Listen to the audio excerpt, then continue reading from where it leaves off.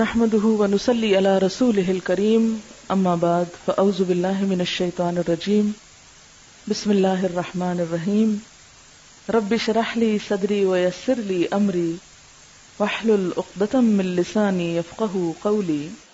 آپ نے نوٹ کیا ہوگا کہ جب آپ گھر سے نکلنے لگتے ہیں نا تو بچوں کو سارے کام اس وقت یاد آتے ہیں اور وہ آپ کی ٹانگیں پکڑ کے کھڑے ہو جاتے ہیں کہ اچھا مجھے یہ بھی بتا دیں، یہ چیز بھی بتا دیں، یہ بھی بتا دیں. اس وقت پھر آپ کیا کرتے ہیں؟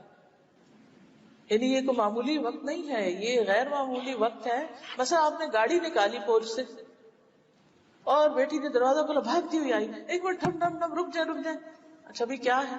اچھا یہ بتا دیں، یہ بتا دیں، یہ بتا دیں، اور کچھ نہیں تو اچھا آپ کب آئیں گی؟ اچھا اس وقت ہمارا جواب کیا ہوتا ہے یہ بتائیے. اس وقت ہم کیا کہتے ہیں، کیا کرتے ہیں؟ اس وقت ہم سارا پیشنس لوز کر جاتے ہیں کہ تمہیں اب یاد آیا، پہلے کیوں نہیں پوچھا تھا. لیکن یہ کہ بچے عموماً نا ٹالتے رہتے ہیں، جو بالکل آخری وقت ہوتا ہے پھر کہتے ہیں اچھا جلدی سے کر لو. تو اب آپ کو ہی صبر کرنا ہے. آپ یہ کہہ سکتے ہیں کہ ٹھیک ہے آج تو میں نے بتایا، کل آپ رات کو پوچھ کے رکھیں. اور یہی وہ وقت ہوتے ہیں جس میں ہم بچوں کے دل توڑ کے نکلتے ہیں گھر سے، پھر وہ پیچھے اکیلے ہوتے ہیں اور اپنے آپ کو ڈستے رہتے ہیں. یعنی خوشی سے نہیں رخصت کرتے، خوشی سے نہیں رخصت ہوتے، کیونکہ ہم جلدی میں ہوتے ہیں. تو یہ ہے تو چھوٹی چھوٹی چیزیں، لیکن ان کے پھر اثرات بہت ہوتے ہیں.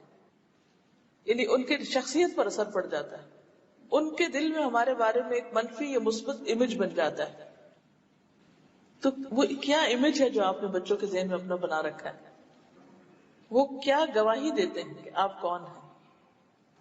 ایک نیچرل محبت تو قدرتی پیار اللہ نے ڈالا ہے ان کے دل میں ہمارے لیے، لیکن اس کے ساتھ ساتھ بچے کیا سوچتے ہیں آپ کے لیے؟ ہم سب اپنے ماں باپ کے بارے میں کس طرح سوچتے تھے بچپن میں جب انہوں نے کبھی کوئی ایسی حرکت کی ہمارے ساتھ، ہمارے دوستوں کے سامنے جھڑک دیا، یا ہمیں کہیں ایسی جگہ پر جہاں جانا بہت ضروری تھا جانے سے روک دیا، یا کوئی چھوٹی سی جائز خواہش نہیں پوری کی. یعنی کوئی بھی ایسی چیز وہ زندگی بھر نہیں بھولتی، وہ نہیں بھولتی باتیں. پھر چلے انسان ہے، ہم بھی کبھی کبھار تو ہو ہی جاتا ہے، لیکن اس کو روٹین نہ بننے دیں.